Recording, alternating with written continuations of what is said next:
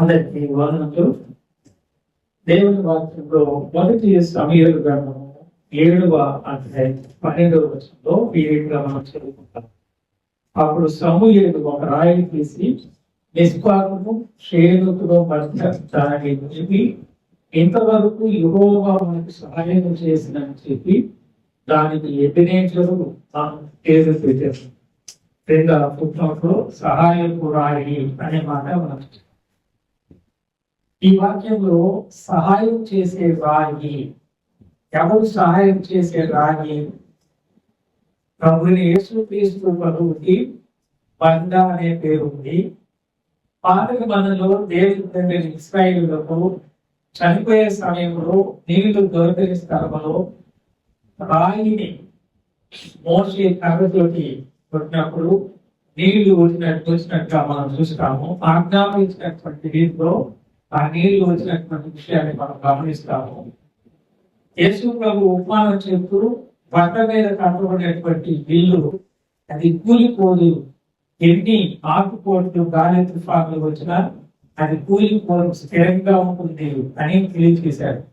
కాబట్టి ఎబెనేజరు అనేటువంటి మాటను చూస్తే 4వ అధ్యాయం 1వ వచనంలో ఇశ్రాయేలీయులు ఫిలిష్తీయులకు యుద్ధం చేయడానికి బయలుదేరి ఎబెనేజరులో దిగినటువంటి విషయాన్ని మనం చూస్తున్నాం.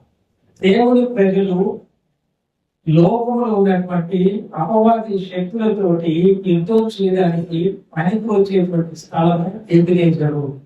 అలాగే 5వ అధ్యాయంలో 1వ వచనంలో మనం చూస్తే ఫిలిష్తీయులు దేవుని మందస్సును పట్టుకొని ఎబెనేజరు నుండి అద్భుతములకు తీసుకొని వచ్చాకే అపవాది ఏదైతే తీసుకుని వెళ్ళాలో అది ఎక్కడి నుంచి దొంగిలించి తీసుకుని వెళ్తాను అంటే ఎబెనేజరు నుంచే.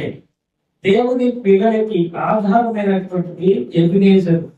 అపవాదికి దేవునిని ఆయన సన్నిధిని దేవుని పిల్లల నుంచి దూరం చేసడానికి ఉపయోగించే స్థలం కూడా ఎబెనేజరు. పేతురుతోటి యేసు ప్రభు చెప్పాడు ఏమంటే, ఇప్పటి నుంచి నీవు రాయి అని పిలువబడతావు, కేఫా అని పిలువబడతావు. ఈ రాతి మీద నా సంఘమును కడతాను, ఈ బండ మీద నా సంఘాన్ని కడతాను. కాబట్టి సంఘమైనటువంటి ఎబెనేజరు అని మనం ధ్యానం చేయవచ్చు.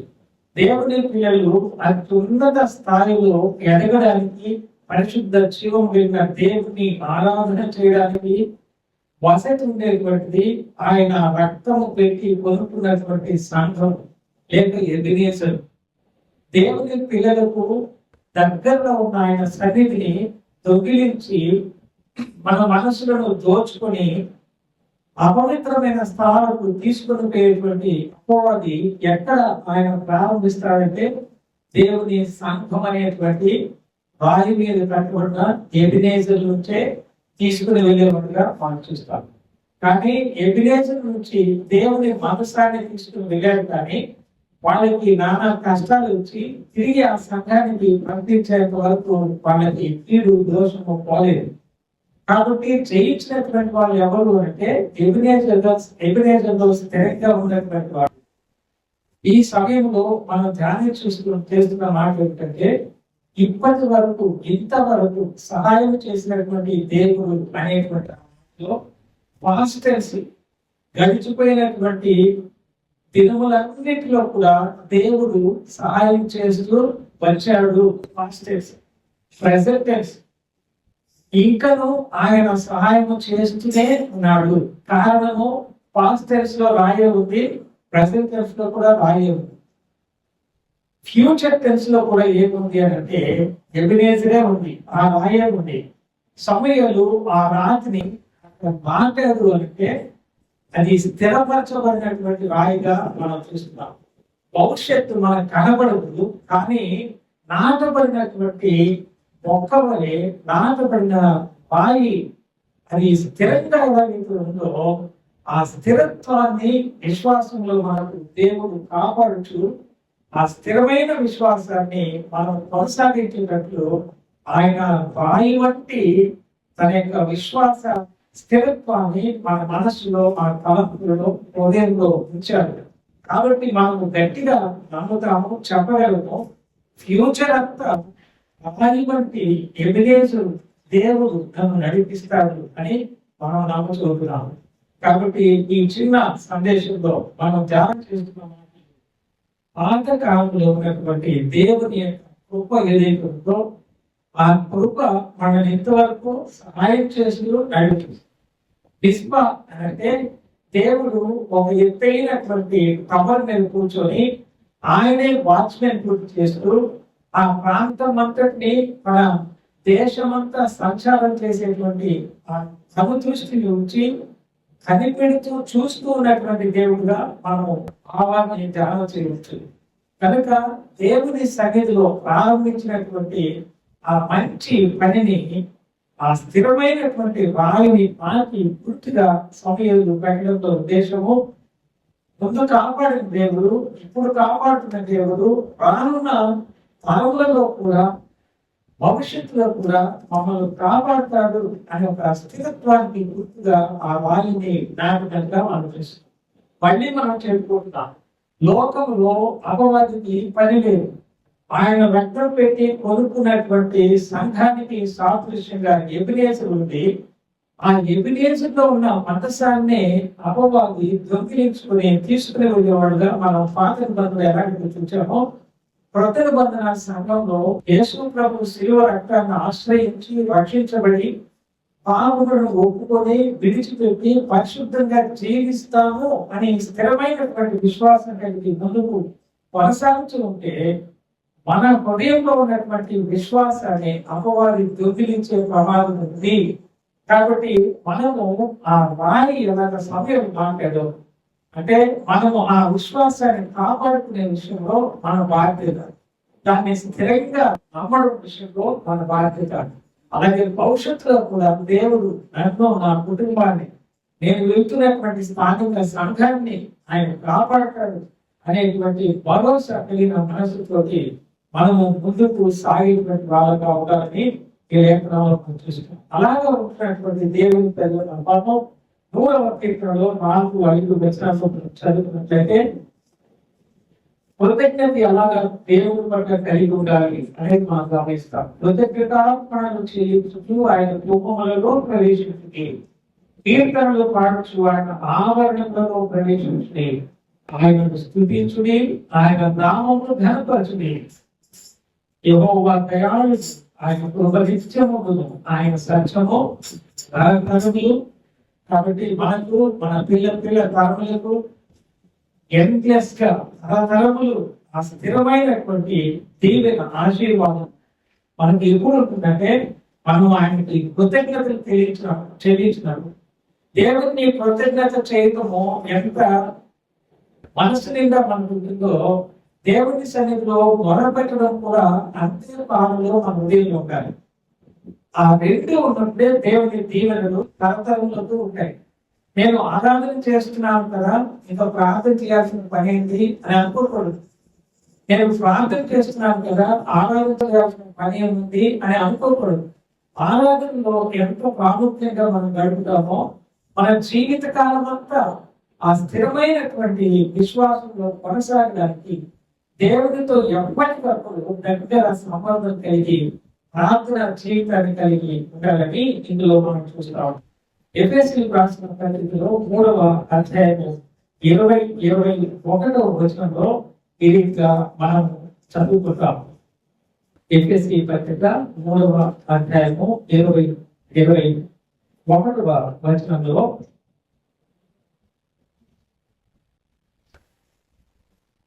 మనలో కార్య సాధకమైన తన శక్తి చొప్పున మనము అడుగు వాటన్నిటికంటే మనలో కార్య సాధకమైన తన శక్తి చొప్పున మనము అడుగు వాటన్నిటికంటేనో వాటన్నిటికంటేనో అత్యధికముగా చేయ శక్తి గల దేవునికి క్రీస్తు యేసు మూలముగా సంఘములో తరతరములు సదాకాలము మహిమ కలుగును గాక.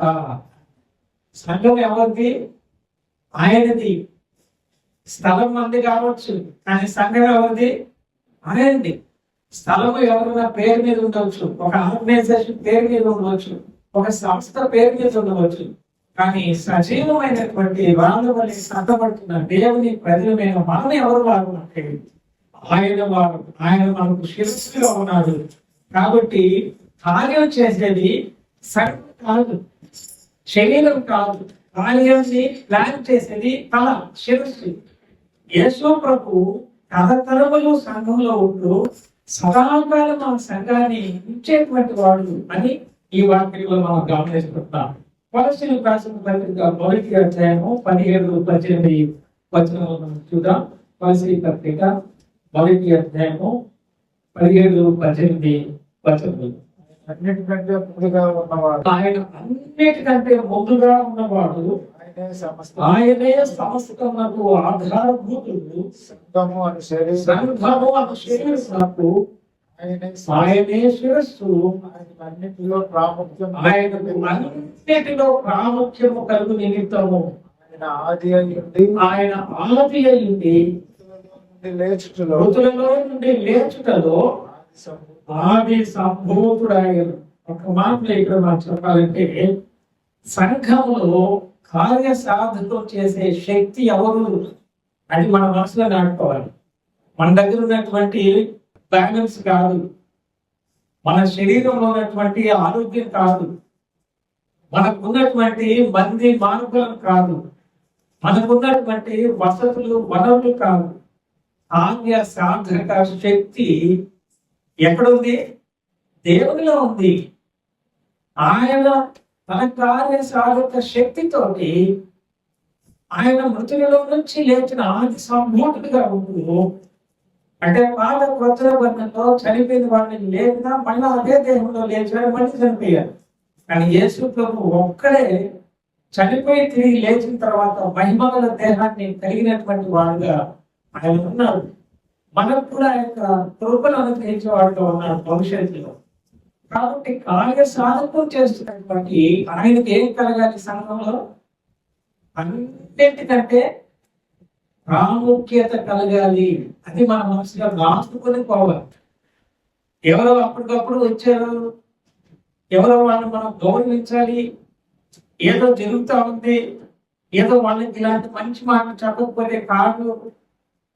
మన యానివర్సరీ జరిగేటప్పుడు మనల్ని ఉద్దేశించి, మన వయసును ఉద్దేశించి, మన యొక్క గత కాలంలో మనం చేసిన మేలు కాలం గురించి కొంతమంది ఎక్కువగా చెప్పవచ్చు మన ఆ సందర్భాన్ని బట్టి. కానీ సంఘము అనేది ఏర్పడిన తర్వాత ఎవరికి ప్రాముఖ్యత ఇవ్వాలి? మనం పెద్దలకు కాదు, సేవకులకు కాదు, ఎవరికి ఇవ్వాలి?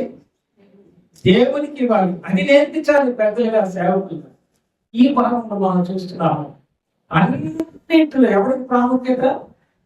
దేవునికి మనం ప్రాముఖ్యత ఇచ్చినప్పుడే ఆ సంఘం నిలవబడుతుంది. దేవుని వాక్యాన్ని విస్తారమైనటువంటి నోట్స్ ని మనం నేర్చుకొని చెప్పడం ఒక వంతే. దేవుని పరిశుద్ధాత్మ నింపుదలతో కూడినటువంటి వర్తమానం అందులో ఉందా లేదా అనేది చెప్పేవాళ్ళు గమనించుకోవాలి, వినేవాళ్ళు కూడా గమనించుకోవాలి. చెప్పేవాడు దేవునికి ప్రాముఖ్యతనిస్తున్నారా, తన నోట్స్ కి ప్రాముఖ్యతనిస్తున్నారా? అది కూడా గమనించాల్సినటువంటి అవసరత. స్కూల్లో, కాలేజెస్ లో మన సబ్జెక్టుకు అవసరమైనటువంటి క్లాస్ తీసుకోకుండా లోకంలో ఉన్న సంగతులన్నీ చెప్తున్నారు అనుకుంటా. స్టూడెంట్ ఏం నేర్చుకోవాలనేది అర్థం కాదు కదా. దేవుని యొక్క సన్నిధిలో కూడా దేవునికి ప్రాధాన్యత ఇస్తూ, దేవునికి ప్రాముఖ్యతను ఇస్తూ, ఆయనను ఘనపరుస్తూ, ఆయన లేకపోతే కార్య సాధన శక్తి మాకు లేదు అనే మనసుతోటి మనం ఉన్నప్పుడే ఆ సంఘము నిరంతరము తరతరము సదాకాలము నిలిచే సంఘంగా, కార్య సాధకము చేయగలిగిన శక్తి కలిగిన దేవుని సన్నిధి ఉన్నటువంటి సంఘంగా ఉంటుంది అని ఈ లేఖనంలో మనం చూస్తున్నాం. చివరిగా మత్తయి సువార్త 16వ అధ్యాయము 18వ వచనంలో మాట మనం చదువుకొని మిగిలిన సమయాన్ని నేను ప్రజలకి అప్పగిస్తాను. మత్తయి సువార్త 16వ అధ్యాయము 18వ వచనం యేసు ప్రభు చెప్తున్న మాట, మరియు నీవు పేతురు, ఈ కొండ మీద నా సంఘమును కలుపుదును, పాతాళంలో ఒక ద్వారములు దాని ఎదుట నిలువనేమని నేను నీతో చెప్పుచున్నాను. అంటే ఈ సంఘము దేని మీద ఉంది? బండ మీద ఉన్నటువంటి సంఘం. బండ మీద ఉంది కాబట్టి ఎన్ని రకాలుగా ఇందాక మనం చెప్పుకున్నట్టుగా ఆ సంఘం అనే ఎవిడెన్స్ నుంచి మందసాన్ని దొంగిలించుకునేటువంటి పరిస్థితి పాత నిబంధనలో మనం చూస్తాం. కానీ తిరిగి దాన్ని ఇచ్చేంత వరకు వాళ్ళు నానాయాతన పడారు. కానీ ఇప్పుడు వాస్తవికంగా ముందు ధ్యానం చేసిన ధ్యానం అంతటి కలిగిన సంఘంగా ఉంటే అది బండ మీద ఉన్న సంఘం కాబట్టి పర్వతాలలో ఒక ద్వారంలే దాని ఎదుట నిలువ నేరము అని అంటే దానికి అర్థం చేసుకోవాలి మనం. యేసు ప్రభు చేతిలో పాతాళంలో కొన్ని తాళపు చెవులు ఉంటాయి, పరలోకం యొక్క తాళపు చెవులు ఉంటాయి. ఆయన తలుపు తీస్తే వేయలేదు, వేస్తే తీయలేదు. అన్ని ఆధారాలు, అధికారాలు సర్వశక్తులైనటువంటి జీవం కలిగిన దేవుని చేతిలో. మనము ఆ జీవం కలిగిన దేవునికి ప్రాముఖ్యత అన్నింటిలో ఇస్తూ ఆయన మీద ఆధారపడి మనం జీవించినప్పుడు తప్పనిసరిగా దేవుడు ఆ బండ మీద ఉన్నటువంటి సంఘాన్ని స్థిరంగా ఉంచి సదాకాలం తరతరములు అక్కడ నుంచి ఆయన సాధక శక్తితోటి దేవుని యొక్క పనులు జరుగుతాయనే దానికి ఉదాహరణగా మనం చూస్తుంటాం. ఈ మాటలు మీ మధ్యలో పంచుకోవడానికి నాకు అవకాశం ఇచ్చినందుకే వందనాలు తెలియజేస్తూ